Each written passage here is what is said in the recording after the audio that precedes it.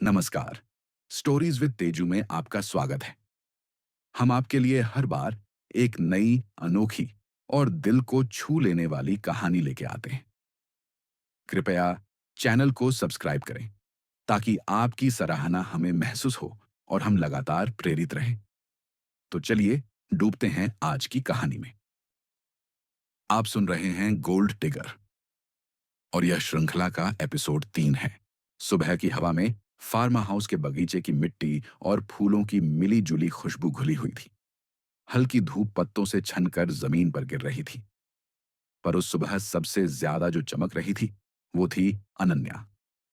उसने हल्के गुलाबी रंग की सूती साड़ी पहनी थी, बाल खुले थे और कानों में मोतियों की बाली। चेहरे पर वही शालीन मुस्कान थी, लेकिन आंखों में एक अलग ही आत्मविश्वास। वो अकेली बगीचे में आई और गुलाब की एक खूबसूरत कली तोड़कर राजवीर के पास पहुंची, जो अभी अभी बगीचे में टहलने निकला था। राज, उसने नरमी से कहा, ये गुलाब मेरे बालों में लगा दोगे? राजवीर ने पहले उसे देखा, जैसे पहली बार देख रहा हो। वो कुछ बोल नहीं पाया, बस मुस्कुराया और गुलाब को बड़ी नजाकत से उसके बालों में टक दिया। उनके बीच का वो पल ठहर सा गया था। आरती, जो पीछे खड़ी सब देख रही थी, अचानक ताली बजाने लगी। वाह भाभी, क्या बात है, आज तो फिल्मी सीन लग रहा है। राजवीर और अनन्या दोनों हंस पड़े। संजना ने वो दृश्य अपनी खिड़की से देखा और कुछ देर तक उसी गुलाब को देखती रह गई जो अब अनन्या के बालों में था। कुछ देर बाद किचन में संजना कॉफी बना रही थी। वो 2 मग निकाल चुकी थी, एक उसके लिए और एक राजवीर के लिए। वो कॉफी में दूध डाल ही रही थी कि अनन्या भीतर आ गई। उसने नजर भरकर देखा और शांत स्वर में बोली, राजवीर के लिए मत बनाओ, आज मेरे पति चाय पियेंगे। संजना चौंक गई। लेकिन कल ही तो उन्होंने कहा था कि थोड़ा बदलाव चाहिए। अनन्या मुस्कुराई, लेकिन इस बार मुस्कान के पीछे तीखापन था। बिल्कुल, हम सबको बदलाव अच्छा लगता है, जैसे कभी कभी फास्ट फूड खा लेते हैं। पर असली तृप्ति तो घर के बने खाने में ही मिलती है ना? संजना कुछ कहने ही वाली थी, लेकिन अनन्या ने एक और बात जोड़ दी। और हाँ, मैं और मेरे पति अब भी बगीचे में वॉक पर जा रहे हैं। इस बार हमें थोड़ी प्राइवेसी चाहिए होगी। उसने नजरें मिलाई और बिना एक शब्द और बोले वहां से निकल गई। संजना वहीं खड़ी रही, हाथ में कॉफी का मग, लेकिन अब उसमें से उठती भाप में उसकी हार की आहट मिलने लगी थी। सुबह की हवा में हल्की सी ठंडक थी। फार्म हाउस के चारों ओर हरियाली जैसे ताजा मुस्कान ओढ़े खड़ी थी। राजवीर और अनन्या हाथ में हाथ डाले बगल की कच्ची पगडंडी पर टहल रहे थे। राजवीर आज किसी और ही मूड में था, हल्का, मुस्कुराता हुआ। तुम्हें पता है, उसने कहा, इस वॉक का आइडिया बहुत अच्छा था। कुछ समय निकालना चाहिए ऐसे ही। अनन्या मुस्कुराई, फिर कुछ देर चुप रही। राज, उसकी आवाज हल्की थी, पर उसमें संकोच की जगह अब आत्मविश्वास था। अम्मा, कल रात तुमने बहुत समय किसी और को दे दिया। मैं समझती हूँ पुराने दोस्त होते हैं, पर कभी कभी जो पास होता है वो भी अकेला महसूस करता है। राजवीर ठिठक गया। उसने पहली बार अनन्या की आंखों में वो सवाल देखा जिसे वो लंबे समय से टालता आ रहा था। आई एम सॉरी अनन्या, शायद मैं थोड़ा बहक गया था। तुमसे बात करना, समय बिताना, ये मेरी जिम्मेदारी है और मेरा सौभाग्य भी। चलो, मैं आज इसकी भरपाई करता हूं। अनन्या ने थोड़ा सिर झुकाया, हल्की सी मुस्कान दी। कैसे? तुम्हारा फेवरेट ब्रेकफास्ट स्पॉट, वो हाईवे वाला छोटा सा ढाबा। चलो, वहीं चलते हैं। गर्मागर्म चाय और पराठे। अनन्या खिलखिलाई।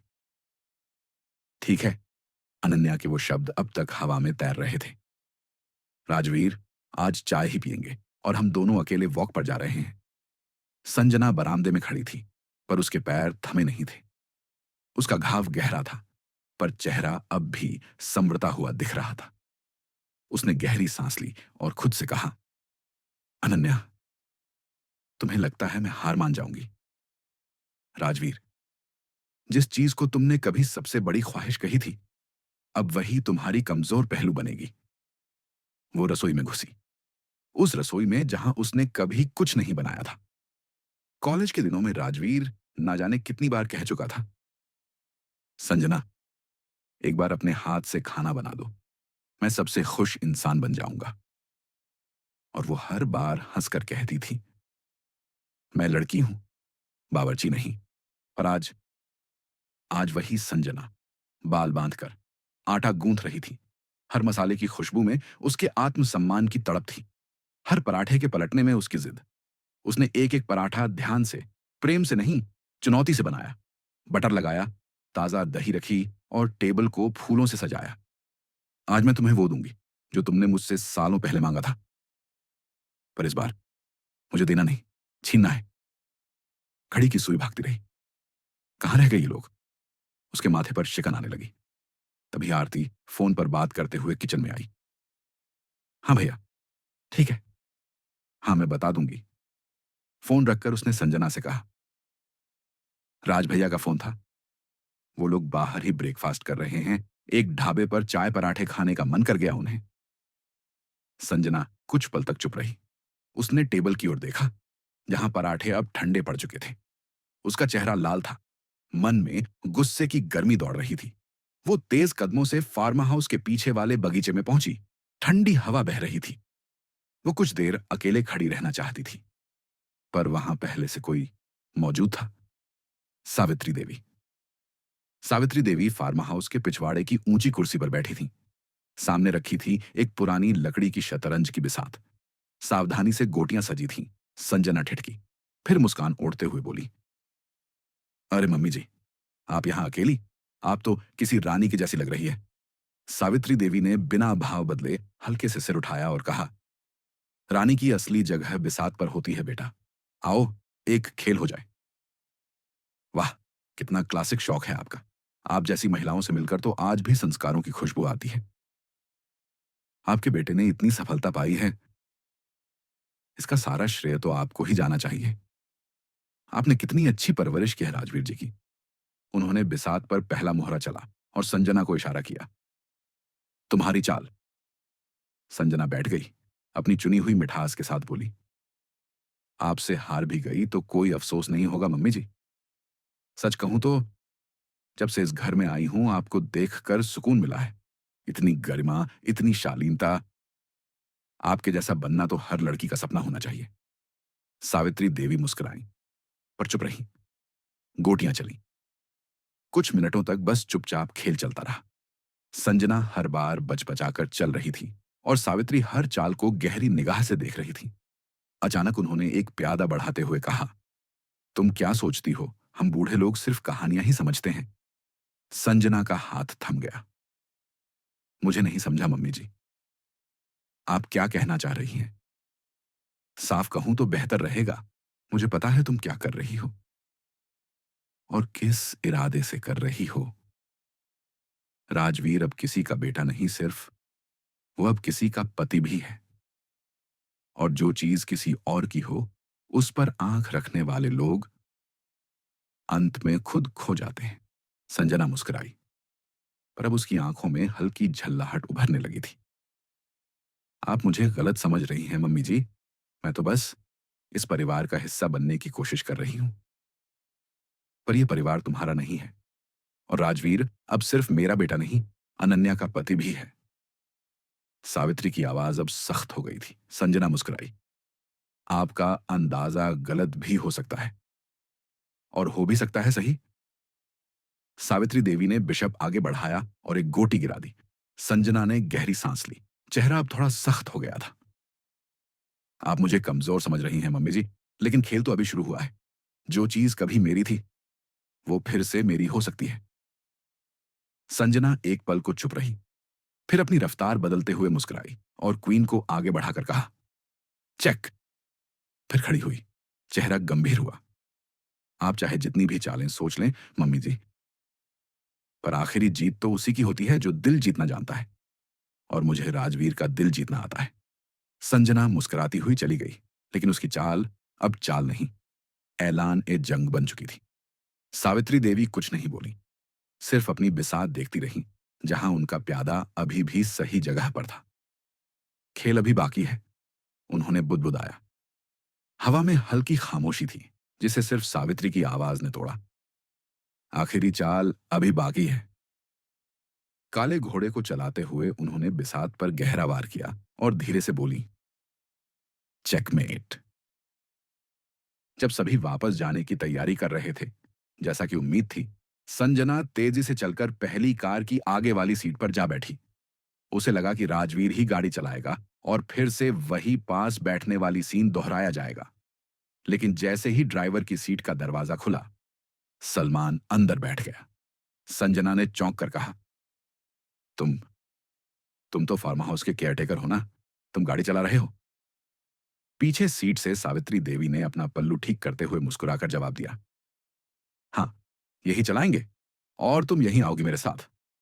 संजना ने झट से पूछा, राजवीर कहाँ है? आरती, जो पहले से ही पीछे बैठी थी, बोली, भैया और भाभी दूसरी कार में जा रहे हैं। संजना तुरंत नीचे उतरी और सामने खड़ी दूसरी गाड़ी की ओर बढ़ी। राजवीर दरवाजा खोल रहा था जब उसने कहा, राज, मैं तुम्हारे साथ चलती हूं।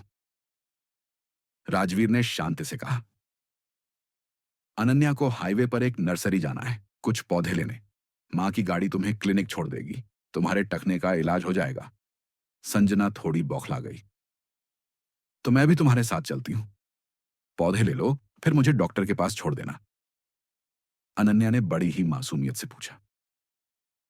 लेकिन संजना, तुम्हारा टखना तो मुड़ गया है ना? नर्सरी बहुत बड़ी है, वहां चलना पड़ेगा। सलमान तो इस कार में है नहीं, फिर तुम्हें उठाएगा कौन? संजना ने होंठ भींच ली, पर अब भी पीछे नहीं हटी। तो मैं कार में ही बैठी रहूंगी, उसने झुंझलाकर कहा। राजवीर ने एकदम स्पष्ट स्वर में कहा, सॉरी संजना, मैं तुम्हें डॉक्टर के पास नहीं छोड़ पाऊंगा। अनन्या को घर छोड़ते ही मेरी एक मीटिंग है। अनन्या ने उसका हाथ थाम लिया और मुस्कुराकर कहा, शैल वी गो? राजवीर ने गाड़ी का दरवाजा खोला। अनन्या बैठ गई और कुछ ही पलों में वे दोनों गाड़ी लेकर निकल पड़े। संजना वहीं खड़ी रही, पहली बार, बिल्कुल अकेली। आरती बोली, संजना दीदी आ क्यों नहीं रही? मैं बुला के लाती हूं। सावित्री देवी ने कहा, रुको, उसे थोड़ा सोचने दो। फिर 5 मिनट बाद सलमान को बोली, हॉर्न बजाओ। सलमान ने हॉर्न बजाया। संजना के पास अब कोई विकल्प नहीं था। वो फिर से उसी गाड़ी में बैठ गई जहां पीछे सावित्री देवी और आरती पहले से मौन थी। पूरे रास्ते आरती ने 2-3 बार कोशिश की कि बातचीत करें। दीदी, पानी चाहिए? आप ठीक हैं? पर संजना ने या तो अनसुना किया या ठंडी आवाज में हाना में जवाब दिया। आरती ने निराश होकर खिड़की की ओर मुंह कर लिया। उसकी आंखों में वही मासूम पीड़ा थी, जब आप किसी को अपना समझो और वो अजनबी निकले। सावित्री देवी ने उसे देखा और बस मुस्कुरा दी। वो मुस्कान संतोष की थी, जैसे कोई मां जानती है कि खेल अब उसके पक्ष में है। हॉस्पिटल के बाहर कार रुकी। सलमान ने संजना का बैग उसके पास रखा। संजना ने कुछ बोलना चाहा, पर सावित्री देवी पहले बोल उठी, आज के बाद अगर मेरे घर आना हो तो पहले फोन करके इजाजत लेना, वरना सिक्योरिटी तुम्हें अंदर नहीं आने देगी। संजना सन्न रह गई। कार धीरे धीरे आगे बढ़ गई। हॉस्पिटल की बेंच पर बैठी संजना ने अपनी छोटी सी नीली डायरी खोली। उसने पिछले पन्ने पर लिखा हुआ देखा, होम, काट दिया। अनान्या, काट दिया। आरती, काट दिया। मां, काट दिया।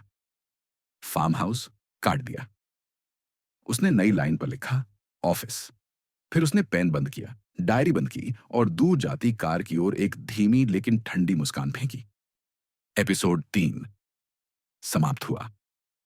एपिसोड 4 के लिए स्टोरीज विद तेजू से जुड़िए गुरुवार रात 9 बजे। तब तक खुश रहिए, मुस्कुराते रहिए और अपना खूब ख्याल रखिए।